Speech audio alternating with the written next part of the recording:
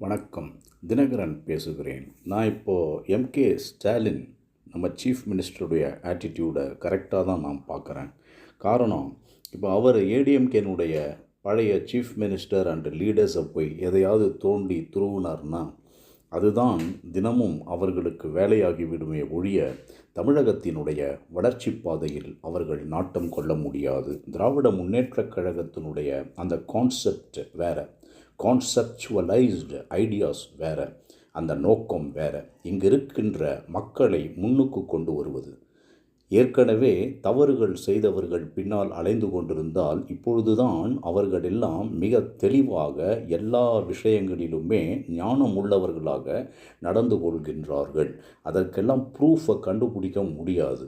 நானே சீஃப் மினிஸ்டராக இருந்து தவறுகள் செய்யும் பொழுது அந்த தவறுகளை மிகவும் ஜாக்கிரதையாக தானே நான் செய்கிறேன். மாட்டிக்கொள்ளும் அளவிற்கு செய்வதற்கு நான் என்ன லல்லு பிரசாத் யாதவா? சொல்லுங்கள் பார்க்கலாம். மிகவும் தெளிவாக செய்கின்றார்கள். ஜெயலலிதா கூட ஆரம்ப காலகட்டங்களில் சுப்பிரமணிய சுவாமி என்பவரை கொஞ்சம் அனுசரித்து சென்றிருந்தால் அவர் நீதிமன்ற காவலிலிருந்து விடுபட்டிருப்பார். நீதிமன்ற அவமதிப்புக்கு ஆளாகி இருக்க மாட்டார். நீதிமன்றத்தால் அவரும் சசிகலாவும் தண்டனையை பெற்றிருக்க மாட்டார்கள். அவர்கள் திராவிட முன்னேற்றக் கழகத்தினரால் பழிவாங்கப்படவில்லை. எங்கிருந்தோ வந்தார்.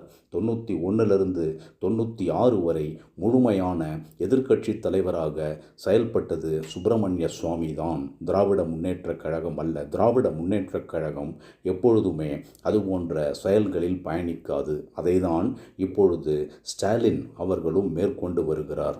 நான் என்ன சொல்கிறேன்னா, அப்படிப்பட்ட அண்ணா அவர்களே பக்தவச்சலம் போன்றவர்கள் அந்த ஒரு 3.5 வருஷம் சீஃப் மினிஸ்டராக இருந்தார் ஆஃப்டர் காமராஜர். அவர் செய்யாத சித்திரவதைகளா, அவர் பேசாத அவமரியாதைகளா, அவர் நடத்தாத தீங்குகளா, அவர் கொண்டு சேர்க்காத சிறை கூடங்களா, திராவிட முன்னேற்றக் கழக தொண்டர்களை தடியடி பிரயோகம் செய்து கலைக்கவில்லையா? எத்தனை தொண்டர்கள் பக்தவச்சலத்தால் பழிவாங்கப்பட்டார்கள், இன்க்ளூடிங் கலைஞர் அவர்கள். பாளையங்கோட்டை சிறையினிலே என்று அவர் கூட எழுதியிருக்கிறார், பாம்புகள் தேள்கள் மத்தியிலேன்னு சொல்லி.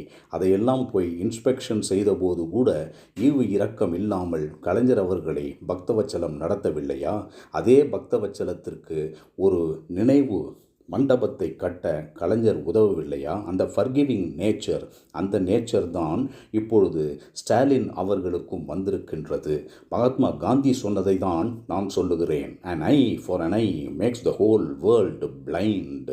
ஒரு கண்ணு எனக்கு போனாலும் அவனுடைய கண்ணு 2 கண்ணு போனோம். இப்படியே ஒருவர் மாற்றிக்கொண்டே போனால், அல்லது என்னுடைய 2 கண்கள் போனாலும் பரவாயில்லை, அவனுக்கு ஒரு கண் போக வேண்டும் என்று நினைத்தால் என்ன ஆகும்? இந்த நாடே, இந்த உலகமே அப்படியே இருண்டு போய்விடும் என்று மகாத்மா காந்தி சொன்னதை தான் நானும் சொல்லுகிறேன்.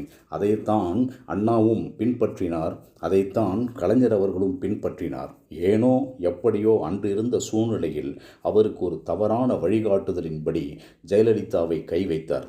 அப்பொழுது கூட ஜி.கே. மூப்பனார் போன்றவர்கள், தமிழ் மாநில காங்கிரஸை சார்ந்தவர், மிகச்சிறந்த அரசியல்வாதி, அவர் நேரடியாக கோபாலபுரம் சென்று உங்களது பணியை மட்டும் கவனியுங்கள், அந்த பெண்மணி பர்கூரிலும் ஆண்டிப்பட்டியிலும் தோற்றுவிட்டார், மக்களால் முழுமையாக புறக்கணிக்கப்பட்டுள்ளார், அவரை கண்டுகொள்ளாதீர்கள், உங்களது எனர்ஜியை வேஸ்ட் செய்யாதீர்கள் என்று எவ்வளவோ மன்றாடி கேட்டும் கூட கலைஞர் செய்த தவறாகவே கூட நான் பார்க்கின்றேன். அது தேவையில்லாத வேலை. அவருடைய வயதுக்கு, அவருடைய அறிவுக்கு, அவருடைய தகுதிக்கு மீறின செயல் என்றே நான் கருதுகின்றேன். அதனாலேயே கலைஞரால் வளர்க்கப்பட்ட வை. கோபாலசாமி போன்றவர்களே ஜெயலலிதாவின் பின்னால் போய் நின்னாங்க. அவங்கெல்லாம் நின்னாங்க, கலைஞரை கவுத்தாங்க. உங்களுக்கு தெரியும் மற்றதெல்லாம் எவ்வளவு கேவலமாக நடந்தேறியது. அன்று மாறன் என்கின்ற ஒரு ஆண்மகன் மட்டும் திராவிட முன்னேற்றக் கழகத்தில் இல்லாமல் இருந்திருந்தால், சென்ட்ரல் ஜெயிலில் பார்த்துட்டு வெளியில் வரும்போது கேட்குறாங்க கலைஞர் எப்படி இருக்காருன்னு.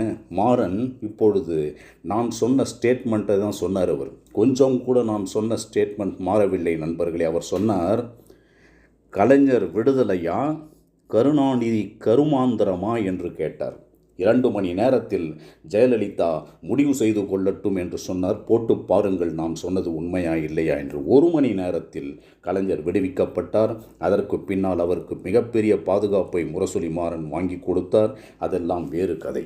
எதற்காக சொல்லுகிறேன் என்றால், தமிழகம் மிக உன்னிப்பாக ஸ்டாலின் அவர்களை எதிர்நோக்கி இருக்கிறது. தமிழகம் மிக உன்னிப்பாக ஸ்டாலின் அவர்களை உற்று நோக்குகிறது. தமிழகம் மிக உன்னிப்பாக ஸ்டாலின் அவர்களுடைய ஒரு சேவையை எதிர்நோக்கி காத்து கொண்டிருக்கின்றது. அதனால்தான் அவர் சொல்லும் பொழுது கூட முத்துவேல் கருணாநிதி ஸ்டாலின் என்று தன்னுடைய முன்னோர்களை அழைத்து பெருமைப்படுத்திய போது அப்படி நிறுத்தும் பொழுது 5 நிமிட கரவொலிகள் எழுந்திருக்க வேண்டும். ஆனால் அவர் 1 நிமிட கரவொலியோடு அப்படியே தொடங்கிவிட்டார் தன்னுடைய பேச்சை. பிகாஸ் அது கவர்னரை இன்சல்ட் பண்ணக்கூடாது என்று நான் நினைத்தேன். அவருக்கு இன்னும் சரியான அங்கீகாரம் கிடைக்கவில்லை என்று. ஆனால் அந்த முத்துவேல் கருணாநிதி ஸ்டாலின் என்று சொல்லும் பொழுது தமிழகமே கண் கலங்கி, அந்த கண் கலங்கினா வேதனையோடு இல்லை நண்பர்களே, அழுவது கூட ஆண்மைக்கு குறைச்சல் தானே. ஆனால் தங்களுடைய உணர்வுகளை வெளிப்படுத்தினார்கள். அந்த ஆத்ம திருப்தியோடு அவரை பாராட்டியது அந்த 3 வார்த்தைகளுக்காகத்தான். இதுவரை எத்தனையோ முறை அவர் பதவியேற்றிருக்கிறார். MK ஸ்டாலின் என்கின்ற நான் என்று தான் சொல்லியிருக்கிறார். ஜோசப் ஸ்டாலின் என்பது 40களில் 50களில் மிகவும் பிரபலமான பெயர். அந்த பெயர் வேறு யாரும் அல்ல, Stalin. Stalin of USSR, union of Soviet socialist republics. World வாரை 2 வெற்றி பெற்று கொடுத்த ஒரு மகான். அந்த மகானுடைய பெயரை அவர் மரணிக்கும் தருவாயில் இருக்கும் பொழுது அந்த பெயரை இவருக்கு சூட்டி அழகு பார்த்தவர் தான் கலைஞர் அவர்கள். அந்த புகழ், ஸ்டாலின் என்றால் உலகமெங்கும் புகழப்பட்ட பெயர், உலகமெங்கும் பாராட்டப்பட்ட பெயர், உலகமெங்கும் அங்கீகாரம் உள்ள பெயர், உலகமெங்கும் அரவணைக்கக்கூடிய பெயர். அந்த பெயர் இன்று அன்பு செலுத்தக்கூடிய பெயர், அந்த பெயர் இங்கு அரவணைக்கக்கூடிய பெயர், அந்த பெயர் இங்கு ஆதரவளிக்கக்கூடிய பெயர் என்று சொல்லி வாழ்க MK ஸ்டாலின் அவர்கள், வாழ்க அவருடைய ஃபர்கெட்டிங் அண்ட் ஃபர்கிவிங் நேச்சர். அவருடைய பணி சிறக்கட்டும், அவருடைய பணி வெல்லட்டும். எத்தனை கம்யூனிச தோழர்கள், அதாவது நம்முடைய சங்கரையா போன்றவர்கள், நல்லக்கண்ணு போன்றவர்கள், நம்முடைய ஆரம் வீரப்பன் போன்றவர்கள், இன்னும் சொல்லப்போனால் இன்றைய தினம் PMKனுடைய ஃபவுண்டர் ராமதாஸ், டாக்டர் ராமதாஸை கூட எங்களுக்கு ஆலோசனை சொல்லுங்கள், நாங்கள் காத்து கொண்டிருக்கிறோம் என்று சொல்லும் பொழுது எதிரிகளை கூட அரவணைக்கக்கூடிய பாங்கு, அந்த ஆட்டிடியூட், அந்த character, gem of the person என்று மட்டும் சொல்லி நன்றியுடனும் அன்புடனும் விடைபெறுகிறேன். நானும் கூட உங்கள் எல்லோரை போடையும் அவரிடம் நிறைய எதிர்பார்க்கிறேன். இந்த பழி வாங்கும் நடவடிக்கைகள் வேண்டாம், அதை விட்டு விடுவோம், அவர்களை மன்னிப்போம், அவர்களை எல்லாம் மறந்து விடுவோம்.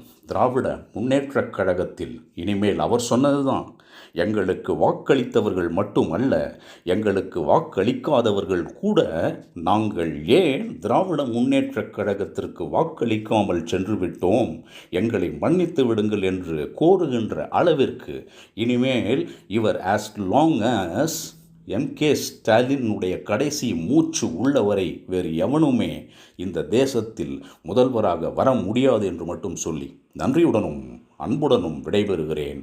வே. தினகரன்.